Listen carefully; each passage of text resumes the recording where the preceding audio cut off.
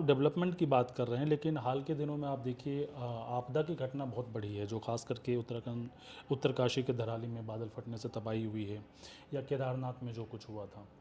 आपको लगता है कि पहाड़ों में विकास के नाम पर अंधाधुंध कुछ भी किया जा रहा है बिना प्लानिंग के? बिल्कुल गलत है, बिना प्लानिंग के हो रहा है। कैसे और होना चाहिए? ऐसे मैं देखिए, जब नारायण तिवारी जी मुख्यमंत्री थे, माननीय तिवारी जी, उन्होंने पहली चीफ मिनिस्टर में पहली बैठक ली थी।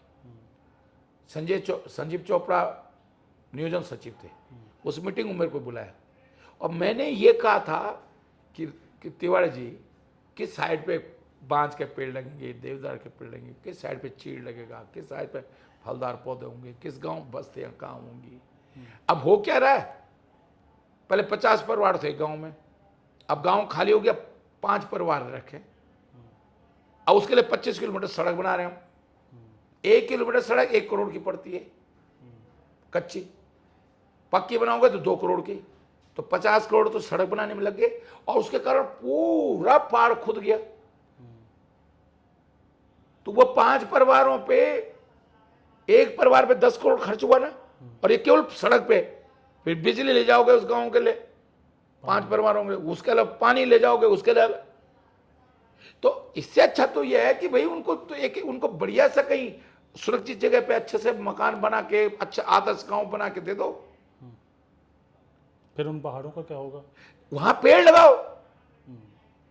आप कह रहे हैं वो जो जंगल और शहर का बैलेंस है इस तरीके से बना हाँ, रहेगा। मतलब हमको जो है पहाड़ों में विकास है, एकदम नदी के किनारे भी हमको जो है गांव नहीं बसाना है या बस्ती नहीं बसानी है, और एकदम हमको पहाड़, खड़े पहाड़ों पे भी नहीं बसाना है। जैसे बाना एक सड़क है सतपुली के सामने,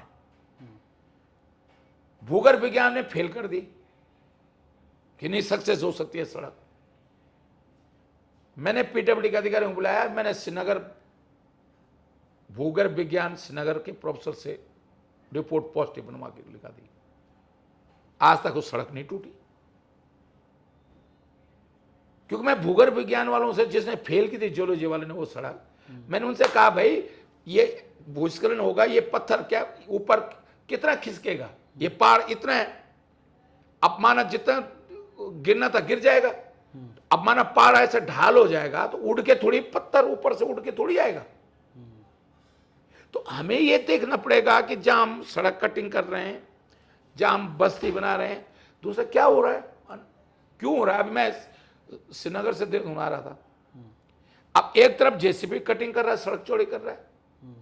अब मैं कोटद्वार से जो है सतपुली आया, बिरोखाल गया, तो सड़क मैंने करवाई थी चौड़ी सड़क ना।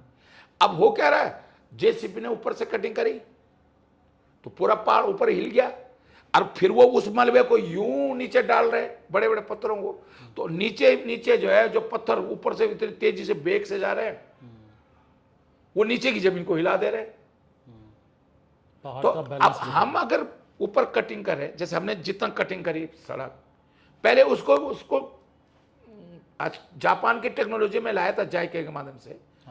जैसे सागनेदार श्रीनगर पौड़ी, श्रीनगर ऋषिकेश रोड पे मैंने सागनेदार में उस टेक्नोलॉजी का यूज किया है, जो जहाँ उस जाल लगाते हैं अंदर सरिया बोरिंग करके, वो टेक्नोलॉजी है।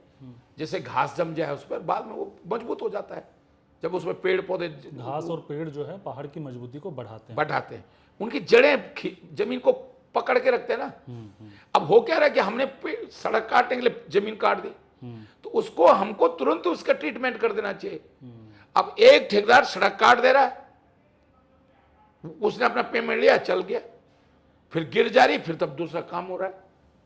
तो हमको अगर 1 किलोमीटर सड़क हमने नहीं बनाई, तो उस 1 किलोमीटर ब्रेस वाल को ठीक करें, और उसके जब हम उसके कटिंग करें तो ऐसे नहीं गिर रहा, कोई डंपिंग जोन बना दें, पुस्ता लगा के उसके अंदर भर दें उसको, मिट्टी पत्थर को, ऐसे नहीं जेसीबी से उठाया और यूं गिरा दिया। तो हम नॉन तकनीकी तरीके से, कोई टेक्नोलॉजी का जो आपदा प्रबंधन के नियमों का, तकनीकों का, हम बड़ी साइंस की बात कर रहे हैं, टेक्नोलॉजी की बात कर रहे हैं, और अनाड़ियों जैसे हम सड़कें बना रहे हैं, अनाड़ियों जैसे हम प्रोजेक्ट बना रहे हैं।